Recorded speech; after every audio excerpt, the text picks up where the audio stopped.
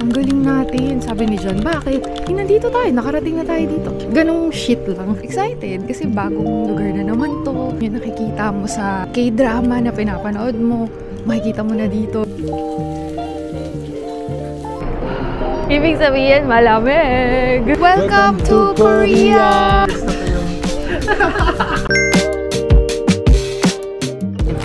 Welcome back guys sa aming channel. This is Jamimoy. And I'm Sora. Dito tayo ngayon sa NAIA Terminal 3. Ang oras ngayon ay 9:32 PM. Today is November 2. Saan tayo pupunta guys? Alam nyo na to eh. Nakita nyo na to syempre sa thumbnail. Nakita nyo na sa thumbnail. So mamaya-maya lang nandun tayo sa Seoul, South Korea. Samahan nyo kami. This will be our first time in Korea. Kaya magiging happy na naman to na bagong trip sa amin. So, come along. Dumating kami guys dito sa NAIA Terminal 3 around 8:25 PM. Wow, Tama ba? natandaan. Galing.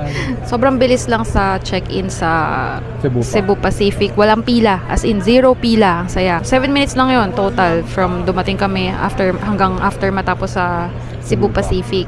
After that, immigration na. Merong bago doon. Mayroon ng gate. Yung pipicturean ka, tapos i-scan mo yung boarding pass mo.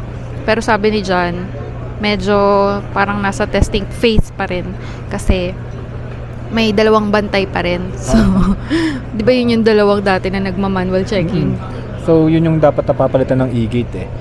Ngayon, pero nandun pa rin sila. Nandun pa rin sila. For assistance. Yes, for assistance. Kasi bago pa lang eh. So, okay na rin. May improvement, di ba? Tapos after that, yun, immigration na.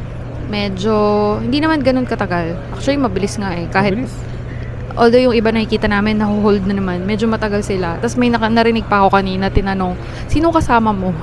Mga friends ko po. Paano kayo naging friends? Ang hirap naman, no? Diba? Narinig nyo na yung tanong na yun sa I.O. Totoo. Promise. Na overhear ko kanina. Katabi ko lang yun halos eh. Tapos na ako eh. Naglalakad na ako nun. Di ko na narinig yung sagot niya ako tuloy kung paano sila naging friends. Na-curious ako. After that, yun, pumila na kami sa X-ray. Yun, medyo nagpa-pile up na naman yung tao doon, pero hindi naman ganun katagal. And then, natapos lahat-lahat, anong oras? 9:05. 9:05. O, mabilis lang lahat. So, from 8:25, pagdating namin, natapos lahat-lahat, 9:05 PM. At ngayon, kaya kami nandito, naghihintay kami ng text ng Marhaba Lounge para makapunta na kami doon. Kasi puno eh. Ang daming tao ngayon. Kahit sa A-Lounge. Kaya yung kung napanood nila yung Vietnam series, panoorin nyo, maganda yon. Mas mabilis dati. Para mga 20 minutes lang lahat eh.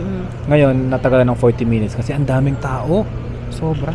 Pero mabilis pa rin yun, no? Ang laking improvement na rin from compared sa dati. Kasi dati, di ba, parang umaabot more than an hour. 1 hour and a half, natatandaan ko. Quick lang nating i-discuss ano ba yung mga requirements going to South Korea. So, unang-una, syempre, passport guys na valid dapat hindi yung expired na. Valid passport and syempre, visa kasi hindi tayo visa-free sa Korea. So, kami ay naka-single entry. So, yun, single or multiple entry, okay. Secure nyo yung visa nyo before you go here. At may ginawa akong video sa channel ko. Panoorin nyo naman kung paano step by step na mag-apply for a Korean visa. Yon, and then may isa pang kailangan guys, parang sa Japan at parang sa Pilipinas na meron ding e-arrival card. So lalagay ko na lang dito sa screen yung URL or yung link na kailangan yung sign upan. And of course, yung e-gov natin, may app yun. Lalagay ko na lang din dito yan.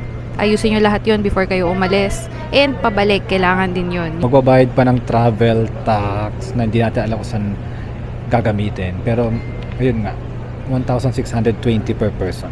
O, yun. So, yun lang yung mabilisang requirements na kailangan. Lalagay ko na lang quickly dito para may summary.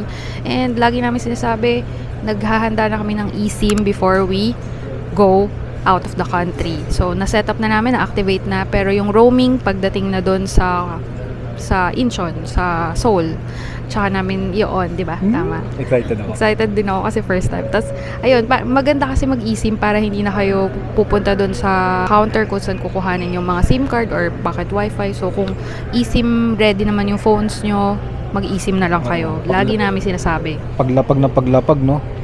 may internet ka na agad. Yes, tapos gamitin yung codes namin. Meron kaming code sa Klook and Agoda para makatipid kayo at para kumita rin kami at may paggala pa kami. At ngayon nga, gagala tayo sa South Korea. Sa Seoul lang tayo kasi first time to ang more on food and park. Syempre, autumn season ngayon. So, mag-chase tayo ng mga autumn foliage, mga magagandang kulayan. Kaya, stay tuned. Subscribe. May button dito no? Laging gano'n. Ting, ting, ting. Subscribe, guys. Tapos, yun lang. See you later. Okay? Tara! Tara!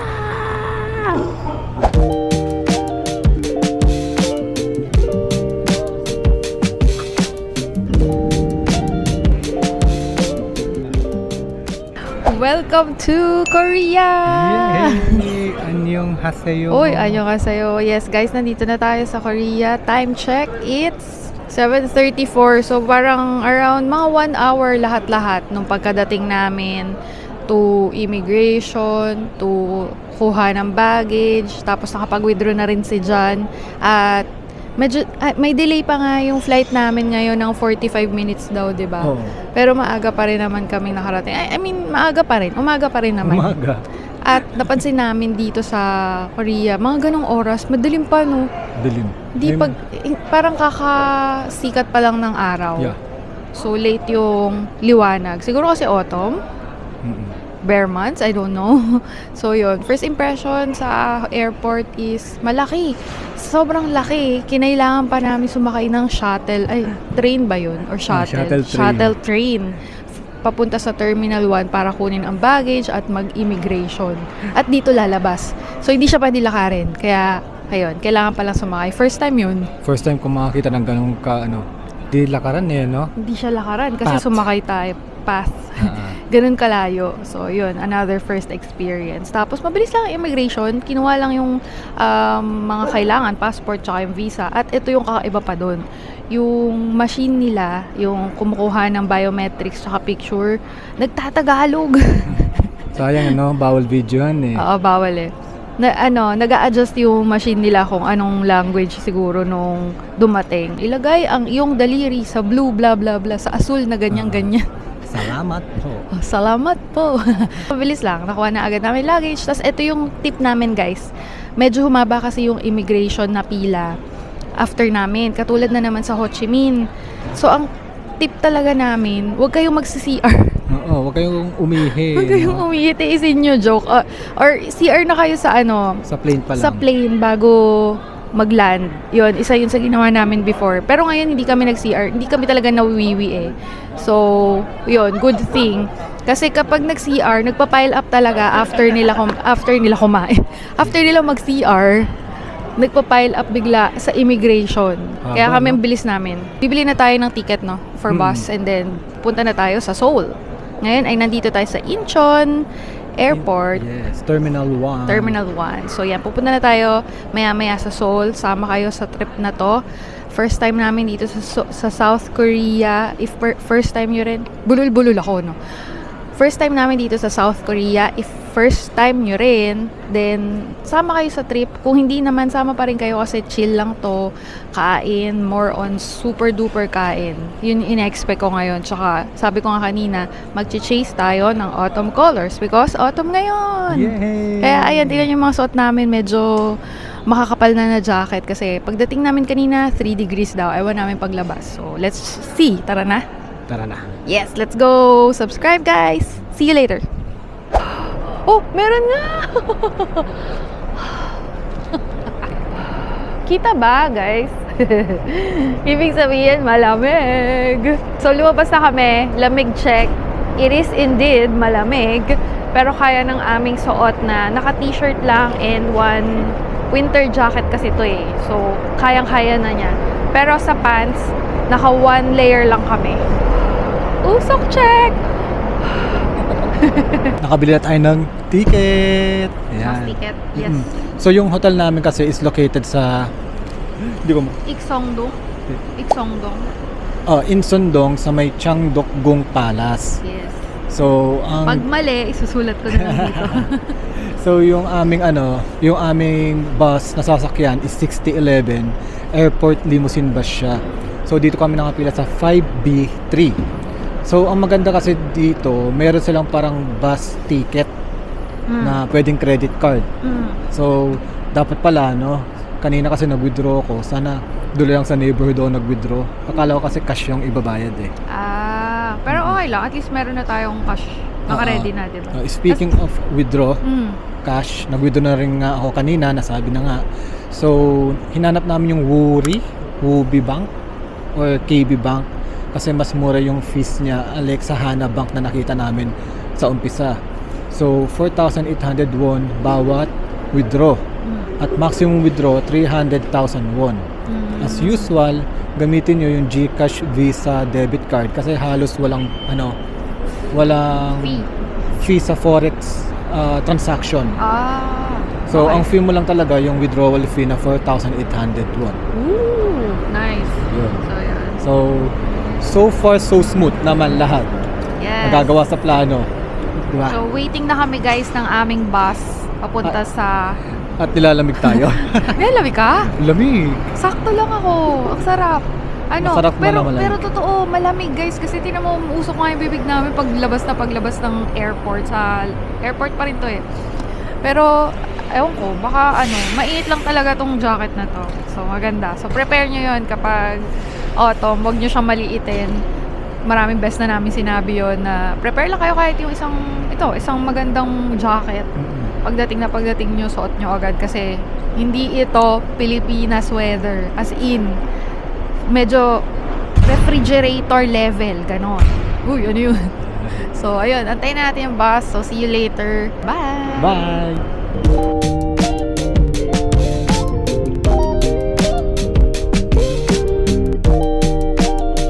Welcome to Korea, guys!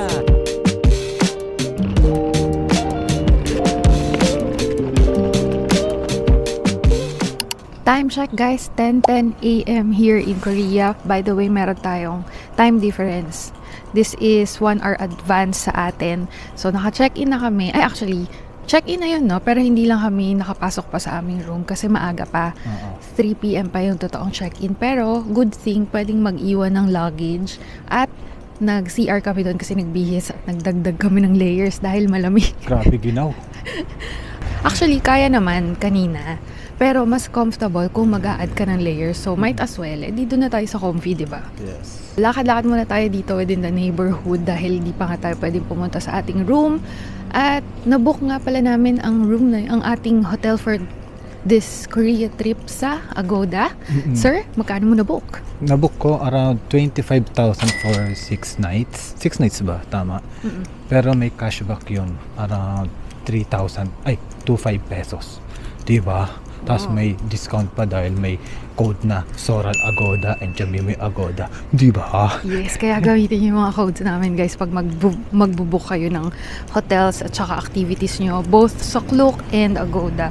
Ang maganda pa doon sa hotel na nabook namin, sentro. As in, malapit doon sa mga palace, pati Hanok Village. Ang ganda. Tapos, sana maganda yung room kasi okay yung may kitchen, free washing machine, mga ganon. Shared lahat. Parang hostel na hotel, gano'n. Yeah. So ngayon guys, naglalakad na kami. First time namin nga dito, no? So ang pakiramdam namin is, syempre, excited kasi bagong lugar na naman to.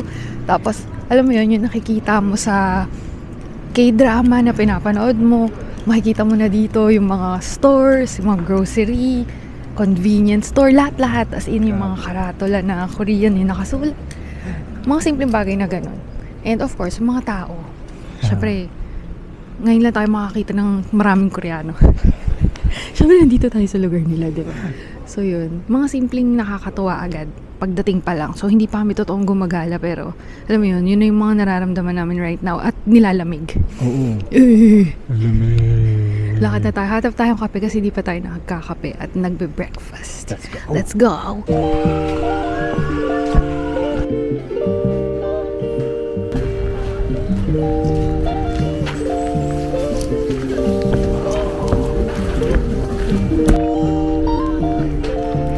Nandito kami sa Jongmyo Shrine, palakad-lakad, nagpapagutom kasi kakatapos lang namin magkape.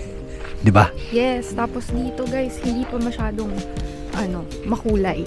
Meron na, pero hindi pa sila yung buong-buo na. So, today is November 3. Siguro mga ilang araw pa bago sila parang mahinog sa kulay. parang prutas lang. Parang mangga lang Kasi iba-iba kalahati pula, tapos yung half niya green pa, ganun. Sana mga latter part ng trip natin, makita natin ang full kulay to, no? Yes, pwede pa natin itong balikan, guys. Kasi malapit lang to dun sa nabook naming hotel. As in walking distance lang. Kaya dito kami unang nag-stop by kasi nga day 1 pa lang kakarating pa lang namin puyat pa kami, so ang pinuntahan lang muna yung kayang lakarin sa neighborhood, and this is one of those. Nakakasurreal lang kasi parang sa K-drama lang namin to nakikita. Tapos naririnig namin panay Chingu. Oo, syempre yun na yung maririnig mong background dito, mga hindi mo maintindihan na naririnig mo lang dati sa K-drama, di ba? Tapos ngayon in real life naririnig mo na yung paligid mo, yun na yung language kasi nandito tayo sa lugar nila. So, yun, isa yun sa mga underrated feelings kapag nagta-travel. Para sa amin pag parang ang peaceful marinig na paligid mo, maingay, maraming sinasabi pero hindi mo maintindihan kasi ibang language. So, indication na sa ibang lugar na naman tayo. Pa-reflect ka na, kanina pa-reflect ako kasi nung nagkakape tayo, sabi ko, diba, ang galing natin. Galing sa sarili. Bigla ko talagang na-blurt out yun. Sabi ko, ang galing natin. Sabi ni John, bakit? Nandito tayo, nakarating na tayo dito. Mga ganong shit lang. Ganong biglang reflection. Nakakatuwa kasi. Diba? Kasi, lalo na pag pinaghihirapan mo bawat piso ng iyong travel, mapapa-reflect ka every travel mo. Worth it. Diba? Mapapa-worth it lalo. Maya kain na tayo. Ang first meal natin ay eto na at may kasama tayo. See you later!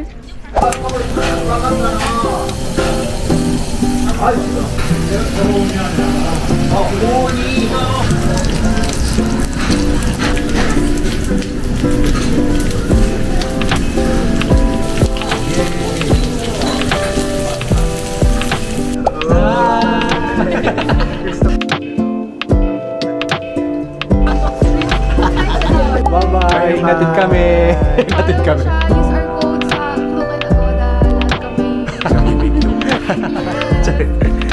Thank you! Annyeonghaseyo, Chingu! Dito pa rin tayo sa Seoul, South Korea. Kita nyo naman, fresh na kami. Nakaligo na, hindi katulad kahapon. Haggard na haggard galing sa flight at puyat na puyat. So, kwento lang namin yung nangyari kahapon. Quick rundown lang, guys.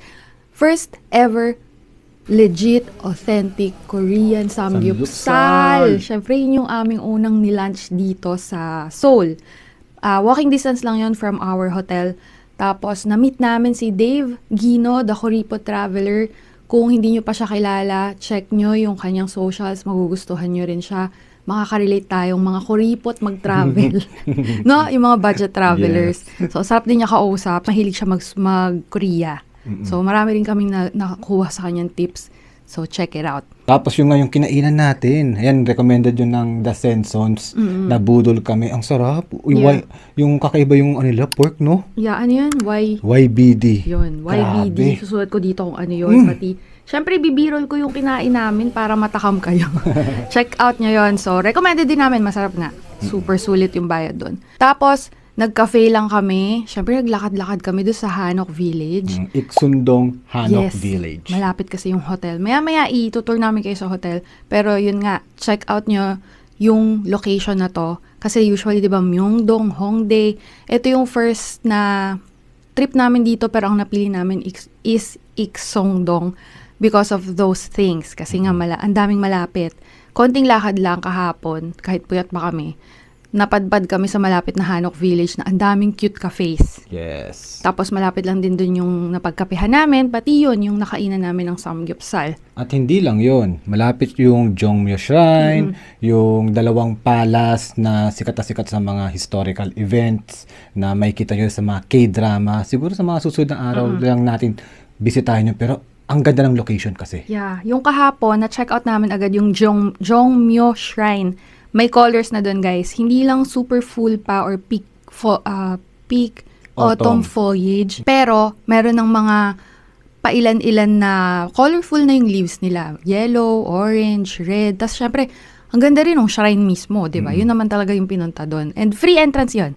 As usual, free entrance. Papatusin natin yan bilang mga budget travelers at slow travel pace. Slow pace lang. Kala ko sasabihin mo dahil kuripot traveler din tayo. Yes, mga kakuripot na no?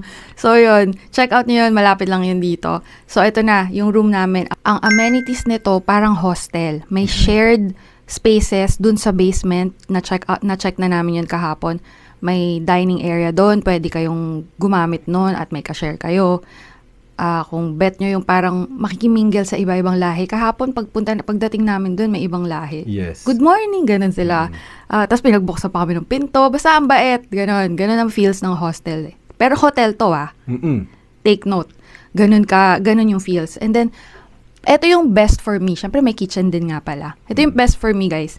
May free laundry area. Hindi mo kailangan magbayad. Diba sa Japan, kailangan mo maghulog ng coins pag maglalaba ka. Dito kasama na sa hotel yung laundry. Pwede kayong gumamit ng washing machine, dryer, pati mga sabon doon for free. Free! Diba? Free! Nakarinig na naman tayo ng free. Yung tenga natin, tuwan-tuwa na naman.